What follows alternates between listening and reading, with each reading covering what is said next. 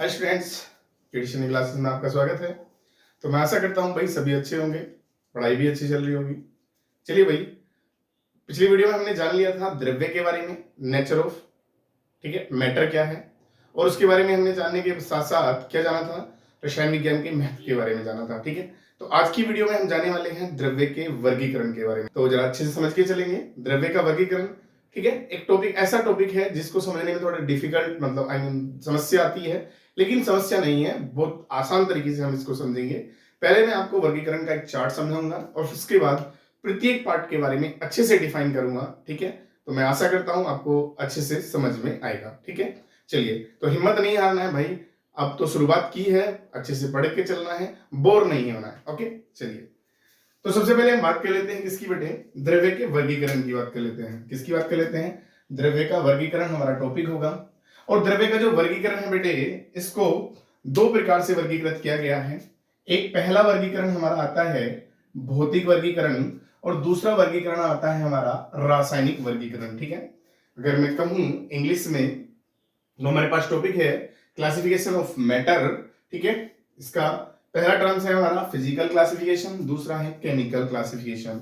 अगर मैं physical classification के अकॉर्डिंग बात करूं तो द्रव्य की जो अवस्थाएं हैं भौतिक वर्गीकरण के आधार पर निम्न अवस्थाएं हैं, वही अवस्था हम समझ के चलेंगे। इसकी स्टेट, पहला सॉलिड आई मीन ठोस, दूसरा द्रव, गैस, प्लाज्मा और बीईसी। ठीक है, बोस आइंस्टीन कंडेंसेट। ठीक है, तो मैं 1 2 3 4 5 मतलब 5 स्टेट के बारे में बात करूंगा। भौतिक वर्गीकरण के आधार पर मुख्य रूप से 3 स्टेट के बारे में आपने पहले से ही जाना है, ठोस, द्रव, गैस के बारे में। लेकिन 2 स्टेट मैंने और एक्स्ट्रा ली हैं, जो मैंने नहीं ली हैं, जो अब और खोजी गई हैं, उनके बारे में भी अब हम वर्णन करेंगे। बहुत अच्छे तरह से हम हर एक स्टेट के बारे में टॉप तरीके से समझेंगे। ठीक है, नेक्स्ट अगर हम बात करते हैं रासायनिक वर्गीकरण की, तो ये मैन है। ये रासायनिक वर्गीकरण के आधार पर द्रव्य को 2 पार्ट्स में बांटा गया, शुद्ध पदार्थ और दूसरा अशुद्ध पदार्थ या मिश्रण के नाम से इसको जाना जाता है। ठीक है बेटा, तो जो शुद्ध पदार्थ है, शुद्ध पदार्थ में ध्यान देना, शुद्ध पदार्थ को हम 2 पार्ट्स में डिवाइड करते हैं, एक तत्व और एक यौगिक। ठीक है, प्योर सब्सटेंस हो गया, ये हमारा क्या हो गया, अनप्योर सब्सटेंस हो गया, या हम मिक्सचर बोल सकते हैं। ठीक है, जिसका हमारा फर्स्ट पार्ट आएगा एलिमेंट्स, ठीक है, किसका, प्योर सब्सटेंस का, और सेकंड पार्ट हमारा कंपाउंड आता है। लेकिन जो एलिमेंट्स होते हैं बेटे, तत्व होते हैं, उनको भी 3 पार्ट्स में डिवाइड किया गया है, धातु, अधातु और उपधातु। ओके, उसके बाद अगर मैं यौगिक की बात करूं या कंपाउंड की बात करूं, कंपाउंड भी मेरे 2 टाइप्स के होते हैं, एक अकार्बनिक कंपाउंड और दूसरा मेरा कार्बनिक कंपाउंड। ठीक है बेटा, ओके, तो यौगिक की अगर मैं बात करूं तो मेरे यौगिक भी 2 टाइप के होते हैं, एक अकार्बनिक यौगिक और दूसरा हमारा कौन सा होता है भैया, कार्बनिक यौगिक। ठीक है, चलिए नेक्स्ट, अगर मैं मिश्रण की बात करूं या मिक्सचर की बात करूं, मिक्सचर भी 2 टाइप के होते हैं, एक होता है हमारा समांगी मिश्रण, एक होता है हमारा विषमांगी मिश्रण, मतलब होमोजीनियस मिक्सचर, एक होता है हमारा हेट्रोजीनियस मिक्सचर। ठीक है, तो हमने क्लासिफिकेशन के बारे में जाना, किसके भैया, मैटर के। अब हम प्रत्येक पार्ट को विद एग्जाम्पल और अच्छे तरीके से समझकर चलेंगे। ठीक है, चलिए भाई, तो भौतिक वर्गीकरण के आधार पर मैंने क्या बताई थी, द्रव्य की अवस्थाएं बताई थी, 5 अवस्था के बारे में आज यहाँ पर हम वर्णन करेंगे। ठीक है, तो प्रत्येक अवस्था को अच्छे से समझकर चलेंगे। सबसे पहले हम बात कर लेते हैं किसकी भैया, ठोस की। किसकी बात कर लेते हैं बेटे, ठोस की। हम समझ लेते हैं किसके बारे में बेटे, ठोस की। ठीक है, तो सबसे पहले ध्यान देंगे, यहाँ पर आपको क्यूब रखी दिखाई दे रही है, 3 क्यूब्स। ठीक है, अब इन क्यूब्स के अंदर यहाँ पर क्या है, इसमें देखेंगे सब लोग, इन क्यूब्स में क्या है, मॉलिक्यूल्स हैं, या मैं कह सकता हूँ एटम्स हैं। ठीक है, या परमाणु हैं। ठीक है, प्रत्येक परमाणु को आप लोग देखेंगे तो यहाँ ध्यान देंगे वे कितने क्या है, क्लोज है, क्या है, क्लोज है, और इस प्रकार से क्या है, एक दूसरे से क्या है, क्लोज है।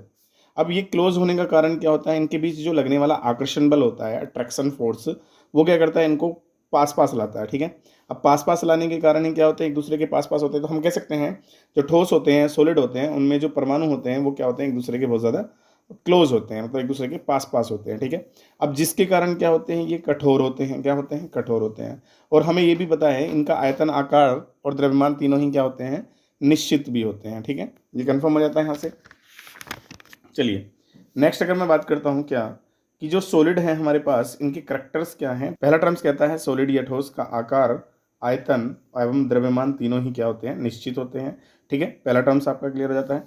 इनके कण क्या कह रहा है, गतिशील नहीं होते। बिल्कुल सही बात है, इनके कण क्या नहीं होते हैं भैया, गतिशील नहीं होते हैं।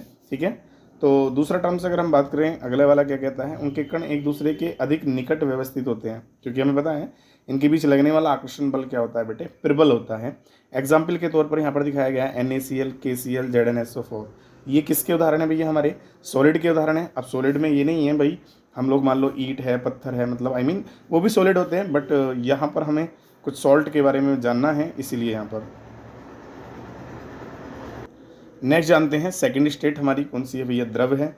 इसके करैक्टर्स जानेंगे, उससे पहले हम लोग चित्र देख लेते हैं जरा। ओके, तो यहाँ पर ध्यान देंगे, लिक्विड में या द्रव में जो परमाणु हैं, ठीक है, ये जो परमाणु हैं, तो इन पर ध्यान देंगे। ये परमाणु क्या है, हम यहाँ से कह सकते हैं कि परमाणु जो है इसमें क्या है, थोड़ा दूर दूर है, लेकिन इनके बीच जो आकर्षण होता है वो क्या होता है, ठोसों जितना प्रबल नहीं होता, ठोसों से क्या होता है, दुर्बल होता है। अब हम कह सकते हैं यहाँ से इनका आकार और आयतन दोनों में डिफरेंट होता है। ठीक है, तो इनका आयतन तो निश्चित होता है लेकिन आकार निश्चित नहीं होता। ठीक है, तो कह सकते हैं हम इनके कण क्या होते हैं, गतिशील होते हैं, मतलब गति कर सकते हैं लेकिन पास पास होते हैं। ठीक है, चलिए करेक्टर्स जान लेते हैं। इनका आयतन तो निश्चित, परंतु आकार क्या होता है, अनिश्चित होता है। इनके कण पास पास होते हैं, किंतु इनके कण में क्या है भैया, गति संभव है। हाँ बिल्कुल भैया, गति कर सकते हैं। ठीक है, क्योंकि हम लोग ने देखा है जब हम लोग किसी लिक्विड को किस पर गिरते हैं भैया, फर्श पर गिरते हैं, तो हमने देखा है वो फ्लो करने लगता है। ठीक है ना, बहने लगता है। ठीक है, तो कण क्या कर सकते हैं, इसके गति कर सकते हैं। उसके बाद चलते हैं नेक्स्ट आगे। अगला टर्म्स हमारा आ जाता है भैया गैस। क्या जाता है बेटे, गैस। तो गैस में हम लोग समझ लेते हैं पहले। चलिए, तो गैस में जरा ध्यान देंगे, गैस में क्या होता है, ये जो मॉलिक्यूल्स हैं, ये मॉलिक्यूल्स क्या होते हैं गैसों के अंदर, द्रव से ज़्यादा दूर दूर होते हैं। मतलब द्रव में थोड़ा पास पास होते हैं, सॉलिड में ज़्यादा पास पास होते हैं, लेकिन गैस में और दूर दूर होते हैं। मतलब इनके कण जो होते हैं, ये कण क्या करते हैं, एक तरह से मैं कह सकता हूँ क्या, स्वतंत्र होते हैं, एक दूसरे से बहुत दूर दूर जाते हैं। मतलब गैसों का आयतन और आकार, गैसों का आयतन एवं आकार दोनों ही क्या होते हैं भैया, निश्चित होते हैं। अगर मान लो हल्का सा इस डायरेक्शन में बोर हो जाए तो सारे गैसीय मॉलिक्यूल्स इधर से निकलना स्टार्ट कर देंगे, चाहे आप किसी भी डायरेक्शन में करो। ठीक है ना, किधर भी बोर कर दो सारे मॉलिक्यूल्स क्या होंगे, बाहर आ जाएंगे। जबकि लिक्विड में हमने देखा है, लिक्विड में क्या होता है भैया, अगर हम नीचे बोर करेंगे तो ही मॉलिक्यूल्स आएंगे, अगर ऊपर बोर करेंगे तो मॉलिक्यूल्स बाहर नहीं आएंगे। लेकिन सॉलिड में हम लोग जानते हैं किधर भी बोर कर लें, लेकिन मॉलिक्यूल्स जितने क्षतिग्रस्त होंगे वही बाहर आएंगे, बाकी मॉलिक्यूल्स नहीं आते, क्योंकि उनके बीच आकर्षण बल प्रबल होता है। ठीक है, चलिए अब कॉमन क्या है, इनका आकार आयतन दोनों अनिश्चित होते हैं। जिस पात्र में रखते हैं उसका आयतन व आकार ग्रहण कर लेते हैं। इनके कण ठोसों में द्रव की अपेक्षा क्या होते हैं, इनके कण ठोसों में, सॉरी व आएगा, ठोस व, ठीक है भाई, यहाँ क्या आएगा, व। ठोस व द्रव की अपेक्षा दूर दूर होते हैं। इनके कण अत्यधिक क्या होते हैं भैया, गतिशील होते हैं। ठीक है, यहाँ भी बेटे व आएगा। ठीक है, ये मिसप्रिंट हुआ है। ओके, चलिए नेक्स्ट चलते हैं आगे। अगला हमारा टर्म्स आता है भैया प्लाज्मा। प्लाज्मा को जरा अच्छे से समझ के चलेंगे। चलिए, तो ये यहाँ पर देखो, एक मैंने मतलब यहाँ पर प्लाज्मा की एक पिक्चर ली है। इस पिक्चर को जरा ध्यान से देखकर समझेंगे ताकि आपको समझ में आए प्लाज्मा क्या है। ठीक है, तो बेटे प्लाज्मा होता क्या है, जो हमारे पास लाइक दिस गैसें होती हैं, जैसे कि मैं यहाँ पर अगर एक गैस की बात करूँ, जो नोबल गैस है नियोन गैस, उसको हम लोग क्या करते हैं, लेकर क्या करते हैं, उसको हाई टेम्परेचर देते हैं। तो मैं कह सकता हूँ अत्यधिक ताप पर या अत्यधिक ऊर्जा वाले जो आयनीकृत गैसीय कण होते हैं, वो क्या करते हैं, वो प्लाज्मा बनाते हैं। क्या बनाते हैं भैया, प्लाज्मा बनाते हैं। और उस प्लाज्मा के कारण क्या है, ये दिख रहा है ना, ये आपको जो दिखाई दे रही है चमक, ये प्लाज्मा के कारण क्या होता है, इसमें प्रकाश दिखाई देता है, मतलब ये चमकती है, शाइनिंग आती है। ठीक है, और याद रखना कि जो प्लाज्मा है, ये स्टेट जो होती है, ये इसके अंदर क्या है कि हम लोग क्या कर सकते हैं, इसके अंदर इतनी पावर होती है, मतलब ये इतना चमकती है, लाइक दिस कोहरे को भी, मतलब कोहरे को बेंधने की क्षमता भी ये रखती है। ठीक है, जबकि मरकरी या सामान्य लाइट में ऐसा नहीं मिलता, लेकिन नियोन बल्ब जो होते हैं उनके अंदर इतनी पावर होती है, मतलब इसमें इतनी शाइनिंग होती है कि ये कोहरे में भी चमकती हैं। ठीक है, चलिए। तो उच्च ताप पर अत्यधिक ऊर्जा वाले आयनीकृत गैस के कण प्लाज्मा बनाते हैं। ठीक है बेटा, एग्जाम्पल के तौर की बात करें हम, नियॉन बल्ब के अंदर नियॉन गैस क्या बनाती है, चमकीला प्लाज्मा बनाती है। चलिए भाई नेक्स्ट जान लेते हैं अगली स्टेट के बारे में, बीईसी, बोस आइंस्टीन कंडेंसेट जो है हमारी। ठीक है, तो इसमें क्या होता है भैया, बोस आइंस्टीन कंडेंसेट जो है ये अगली अवस्था मानी जाती है, जिसके बारे में किसने, आइंस्टीन ने बताया भाई। इसमें होता क्या भैया, यहाँ पर कुछ पिकना, इसमें होता क्या है, मतलब वह द्रव्य जो मतलब वायु के 1,00,000वें भाग से कम घनत्व वाला जो पदार्थ होता है उसको मतलब बहुत कम ताप पर ठंडा करने पर हमें कौन सी भैया, बीईसी स्टेट प्राप्त होती है। तो ध्यान रखेंगे, तो कॉमन बात है। तो बीईसी जो है, अब आप लोग देखो सॉलिड का आभास कर सकते हैं, या देख सकते हैं आप द्रव को, लिक्विड को, यहाँ तक कि प्लाज्मा भी स्टेट आप देख सकते हैं बल्ब के अंदर, लेकिन इसको देखना थोड़ा संभव होता है, इसलिए थोड़ा कठिन लगती है। चलिए, तो कॉमन क्या है, बोस आइंस्टीन कंडेंसेट है क्या, समझ लेते हैं। सामान्य वायु के घनत्व के 1,00,000वें भाग जितने कम घनत्व वाली गैसों को बहुत ही कम ताप पर ठंडा करने से बीईसी तैयार होता है। ठीक है, गैसों को कह सकते हैं, द्रव्य को कह सकते हैं, की बात है, क्योंकि द्रव्य का ही भाग क्या है, गैस है। ठीक है, चलिए नेक्स्ट चलते हैं आगे। यहाँ पर एक नोट पॉइंट आया है, द्रव्य की 3 अवस्थाएं ताप व दाब परिवर्तन करने पर आपस में परिवर्तित की जा सकती हैं। कॉमन, मान लो सपोज करो हमारे पास क्या है भैया, ठोस है। ठीक है, तो ठोस को हम इंटरचेंज कर सकते हैं किसमें भैया, द्रव में। द्रव को चेंज कर सकते हैं गैस में, पुनः गैस को फिर से चेंज कर सकते हैं द्रव में, और द्रव को फिर से चेंज कर सकते हैं ठोस में। अर्थात ठोस को जब द्रव में चेंज करेंगे तो ताप देंगे। ठीक है बेटा, द्रव को गैस में चेंज करेंगे ताप देंगे, और इसको गैस को द्रव में चेंज करेंगे तो क्या करेंगे, ठंडा करेंगे। आई मीन यहाँ पर भी क्या करेंगे, इसको ठंडा करेंगे। ठीक है, तो कॉमन क्या है, अब यहाँ से क्लियर हो गया भैया, ठोस को द्रव में, द्रव को गैस में क्या किया जा सकता है, परिवर्तित किया जा सकता है। अब लोग आप ये समझ लेंगे कि आप जहाँ पर भी रहते हैं वहाँ का जो टेम्परेचर होता है, उस टेम्परेचर के अकॉर्डिंग द्रव्य जिस स्टेट में पाया जाता है उसकी वही स्टेट मानी जाती है। ठीक है, जैसे कि आपके यहाँ पर पानी है, तो पानी लिक्विड स्टेट में पाया जाता है तो आप पानी को द्रव्य मानते हैं। ठीक है ना, लेकिन बहुत जगह ऐसी है जहाँ पर पानी बर्फ़ के रूप में जमा रहता है तो वहाँ किस स्टेट में माना जाएगा, सॉलिड स्टेट में माना जाएगा। लेकिन वहाँ भी अगर ताप दाब में परिवर्तन किया है तो उसे वापस किस में बदला जा सकता है भैया, लिक्विड में बदला जा सकता है। कन्फर्म हुआ। ठीक है, चलते हैं नेक्स्ट आगे। शुद्ध पदार्थ मतलब रासायनिक वर्गीकरण के आधार पर पहला टर्म्स हमारा क्या आता है, शुद्ध पदार्थ। ठीक है, तो शुद्ध पदार्थ में सबसे पहली बात मैंने कहा ना, सब हम लोग किससे समझेंगे, चित्र के माध्यम से समझेंगे। देखिए, शुगर है, वाटर है, बेकिंग सोडा है, यहाँ साल्ट है। ठीक है ना, प्रोटीन क्रिस्टल्स हैं और कॉपर सल्फेट क्रिस्टल्स हैं। तो कॉमन बात क्या है कि आप लोगों ने क्या करना है, मान लो इस कंपाउंड शुगर के अंदर से कोई भी पार्टिकल्स अदर तुम अलग नहीं कर सकते, तो इसका मतलब ये कौन सी स्टेट कहलाएगी, प्योर स्टेट कहलाएगी। क्या कहलाएगी भैया, प्योर स्टेट कहलाएगी। ठीक है, लेकिन जैसे कि यहाँ क्रिस्टल है, क्रिस्टल में से आप लोग अन्य किसी क्रिस्टल को पृथक नहीं कर सकते, अलग नहीं कर सकते, तो ये क्या कहलाएगी, इसकी प्योर स्टेट कहलाएगी। ठीक है, तो हम कह सकते हैं यहाँ से कि प्योर सब्सटेंस जो होते हैं, शुद्ध पदार्थ जो होते हैं, वह पदार्थ जिसे किसी भी भौतिक विधि द्वारा अन्य प्रकार के द्रव्य में पृथक नहीं किया जा सके, शुद्ध पदार्थ कहलाते हैं। ठीक है, कंफर्म है भाई, मानता हूँ सबको समझ में आ गया होगा, बिल्कुल बढ़िया। चलिए नेक्स्ट चलते हैं आगे। उसके बाद टर्म्स आता है हमारा एलिमेंट्स। क्या आता है बेटे, एलिमेंट्स। जरा यहाँ पर ध्यान देंगे, ये जो एलिमेंट्स है हमारे पास, इसका सिंबल है क्या, कार्बन।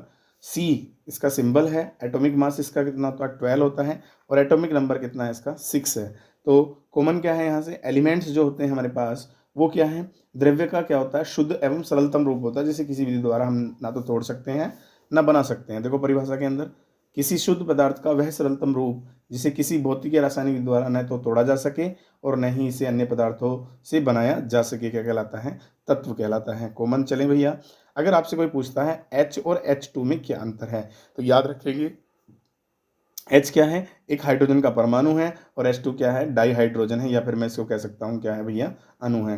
अंतर करने के लिए H को क्या कहते हैं, हाइड्रोजन परमाणु, और H2 को क्या कहते हैं, डाई हाइड्रोजन कहते हैं, या फिर डाई हाइड्रोजन का क्या कहते हैं, इसको अणु कहते हैं। क्या कहते हैं भैया, अणु। ठीक है, चलिए नेक्स्ट चलते हैं आगे। यौगिक कंपाउंड की अगर हम बात कर लेते हैं बेटे, तो कंपाउंड में क्या होता है, यहाँ पर देखो एक हमारे पास शुगर है, C12 है, H22O11। ठीक है, ये इसका क्या होता है, अणुसूत्र होता है। क्या है, कौन कौन से, कार्बन, हाइड्रोजन और ऑक्सीजन, 3 परमाणु हैं। अब तीनों परमाणु क्या कर रहे हैं, एक निश्चित अनुपात में क्या कर रहे हैं, संयोग कर रहे हैं। वाटर के अंदर अगर हम बात करें H2 है, तो इसमें हाइड्रोजन और ऑक्सीजन संयोग कर रहे हैं, तो निश्चित अनुपात में। तो जब क्या कहते हैं, किसी तत्व के परमाणु, 2 या 2 से अधिक परमाणु क्या एक निश्चित परमाणु में, मतलब यौगिक वे शुद्ध पदार्थ होते हैं जो 2 या 2 से अधिक भिन्न प्रकार के परमाणुओं से एक निश्चित अनुपात में रासायनिक संयोग करने पर बन। अब यौगिक जो होते हैं बेटे, ये 2 प्रकार के होते हैं, कार्बनिक और एक अकार्बनिक। तो कार्बनिक यौगिक जो होते हैं, जिनमें याद रखेंगे कार्बनिक यौगिक की पहचान होती है, सभी कार्बनिक यौगिक में कार्बन मूल अवयव के रूप में पाया जाता है। लाइक दिस C2H6 में देखो कार्बन है ना, C2H4 में कार्बन है, C2H2 में क्या है, कार्बन है। ठीक है, होते हैं कुछ अकार्बनिक यौगिक जिनमें कार्बन होता भी है, लेकिन याद रखना वह मूल अवयव नहीं होता। मूल सेकंड टर्म्स की बात करें, अकार्बनिक यौगिक जो होते हैं, तो अकार्बनिक यौगिक निर्जीव स्रोतों से प्राप्त होते हैं। किससे प्राप्त होते हैं भैया, निर्जीव स्रोतों से प्राप्त होते हैं, अथवा इनको रासायनिक विधि द्वारा बनाया जा सकता है। जैसे अमोनिया है, कार्बन डाइऑक्साइड है, सल्फर डाइऑक्साइड है, HCl है, ये कैसे हैं हमारे अकार्बनिक यौगिक। ठीक है,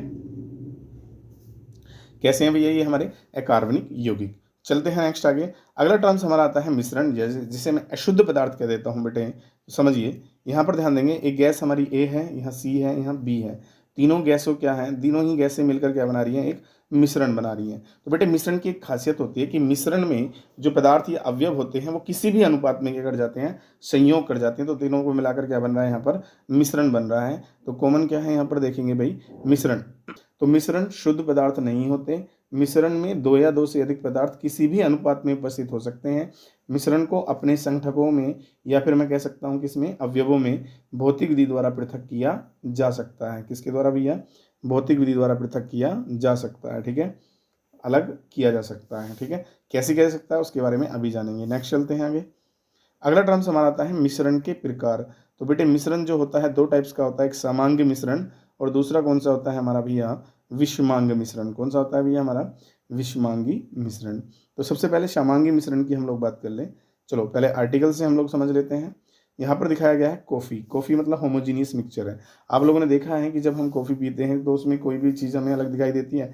नहीं जी, कॉफ़ी पाउडर डालने के बाद जो कॉफ़ी को बनाया जाता है, ठीक है, तो हमने देखा है कि उसमें मतलब जो गैस फ्लो करते हैं तो उसके द्वारा जो कॉफ़ी बनती है, तो कॉफ़ी में कोई भी कंपाउंड्स अलग अलग नहीं होता। तो वो कैसा हमारा होमोजीनियस मिक्सचर होता है, मतलब एक पदार्थ दूसरे पदार्थ में पूर्णतः क्या होता है, मिला हुआ होता है। लेकिन हेट्रोजीनियस मतलब लाइक दिस पिज़्ज़ा, हाँ भाई सब खाते हैं ना पिज़्ज़ा, तो सबने देखा होगा, सब लोग खाते हैं। तो पिज़्ज़ा में ऑलरेडी सबको दिखता है ना, मतलब अलग अलग चीज़ें दिखाई देती हैं, तो इसका मतलब कैसा होगा, ये एक हेट्रोजीनियस मिक्सचर। ठीक है, तो मैंने यहाँ पर एग्जाम्पल भाई अच्छे लिए हैं, मतलब खाने पीने के, ताकि आपको इंटरेस्ट रहे। ठीक है, बोर नहीं होना है।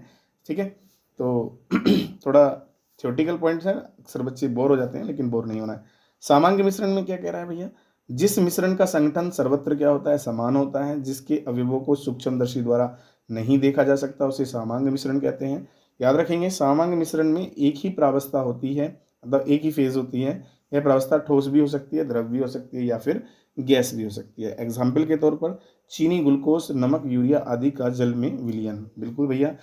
चलिए, विषमांगी मिश्रण में जिन मिश्रणों का संगठन पूर्ण रूप से सर्वत्र समान नहीं होता वे विषमांग मिश्रण कहलाते हैं। और विषमांग मिश्रण के अलग अलग भाग में पदार्थों का संगठन क्या होता है, अलग होता है, तथा इसके अवयवों को हम नंगी आंख या सूक्ष्मदर्शी से देख सकते हैं। ठीक है, चलिए अब पॉइंट क्या आता है हमारा, मिश्रण को पृथक करने की विधियां कौन कौन है। हाँ भाई ध्यान देंगे, मिश्रण को छानकर, क्रिस्टलन, साधारण आसवन, प्रभाजी आसवन, उद्रपातन, प्रभाजी क्रिस्टलन, भापासवन और वर्णलेखिकी मतलब क्रोमेटोग्राफी, इन विधि के द्वारा हम क्या कर सकते हैं, अलग कर सकते हैं। इसके बारे में हम जानेंगे अभी आगे चलकर।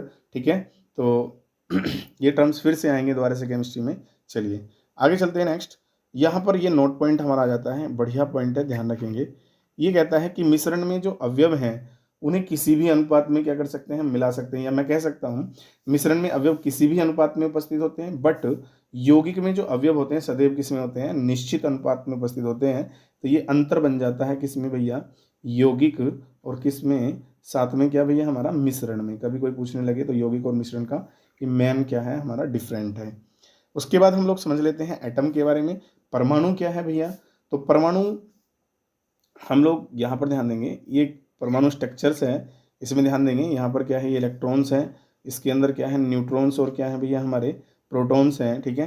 तो न्यूट्रॉन प्रोटॉन्स मिलकर क्या बनाते हैं भैया, नाभिक बनाते हैं। क्या बनाते हैं भैया, नाभिक बनाते हैं, मतलब न्यूक्लियस, और राउंडेड क्या होते हैं, इलेक्ट्रॉन्स होते हैं। तो कॉमन क्या बात है, परमाणु क्या होता है, परमाणु किसका भैया, तत्व का एक सूक्ष्म रूप होता है, ठीक है, ध्यान रखेंगे। परमाणु किसी भी तत्व का वह सूक्ष्म कण है या रूप है जो रासायनिक क्रिया में भाग ले सकता है, बिल्कुल भैया परमाणु भी भाग लेता है, और जिसमें तत्व के सभी गुण विद्यमान रहते हैं। तो किसी तत्व का परमाणु स्वतंत्र रूप में रह भी सकता है और नहीं भी, ये भी ध्यान रखेंगे, ठीक है। चलिए कॉमन, मैं मानता हूँ सबको अच्छे समझ में आ रहा होगा। एग्जाम्पल के तौर पर सोडियम, कॉपर, चांदी, सोने के परमाणु स्वतंत्र रूप से रह सकते हैं, जबकि डाई हाइड्रोजन, नाइट्रोजन, ऑक्सीजन के परमाणु स्वतंत्र रूप से नहीं रह सकते। लाइक दिस, जैसे O2 है, N2 है ना। तो किसके रूप में, अणु के रूप में बेटे, किसके रूप में, अणु के। सोडियम किसके रूप में आ जाएगा, Na, कॉपर किसके रूप में आ गया, Cu। तो ये तो परमाणु के रूप में है, ठीक है। और कुछ गैसें भी होती हैं हमारी, हीलियम, ये परमाणु की होती है, नियोन है, ये क्या है, हमारी परमाणविक गैसें हैं, ठीक है। चलिए नेक्स्ट चलते हैं। अगर हम बात करते हैं भैया अणु की, तो बेटे अणु जो होता है, अणु में क्या होते हैं, विभिन्न परमाणु या तत्व, ठीक है, मिलकर क्या करते हैं, अणु का निर्माण करते हैं। तो अणु किसी भी यौगिक या तत्व का वह सूक्ष्म कण है जो स्वतंत्र रूप से रह सकता है, जैसे H2, O2, N2 आदि तत्वों के क्या है, अणु हैं, जबकि H2O, CO2, NH3 आदि यौगिकों के क्या है भैया, अणु हैं, ठीक है। कन्फर्म हो गया। तो याद रखेंगे, परमाणु स्वतंत्र अवस्था में रह भी सकता है, नहीं भी, लेकिन अणु स्वतंत्र अवस्था में रह सकता है, ठीक है। चलिए, तो यहाँ तक ये हमारा क्लियर हुआ। नेक्स्ट वीडियो में हम जानने वाले हैं बेटे द्रव्यों के गुणधर्म एवं मापन। बहुत इंपॉर्टेंट टर्म्स है कि हम कैसे हम द्रव्यों के गुणधर्मों को माप सकते हैं, ठीक है। तो भाई जानने के लिए नेक्स्ट वीडियो देखना नहीं भूलिएगा। मिलते हैं फिर नेक्स्ट वीडियो में, तब तक के लिए धन्यवाद।